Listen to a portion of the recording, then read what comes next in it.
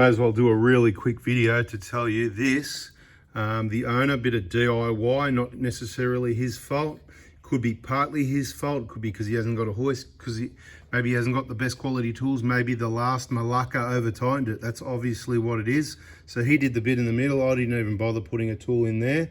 And he got a replacement K-on plug, which he didn't have in the car at the time, but luckily I had one spare there. I've got one only, and only if it gets replaced. I don't buy them, I don't keep them in stock, just got lucky. So I put my K-on replacement plug if you want one, kon.com.au, and the discount code is 4before-diesel, the same as this YouTube channel, KS0127, for the drain plug on the 120 and 150 Prados, FJs and all of that. I just do the chisel trick. We've got other videos on it. We'll make this one short. That's what the old plug looks like.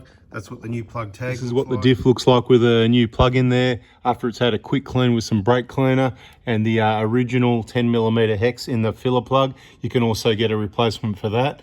That discount code again, 4before-diesel, on the K-on website, kon.com.au. Works on everything on their website. Thanks for watching. Catch ya.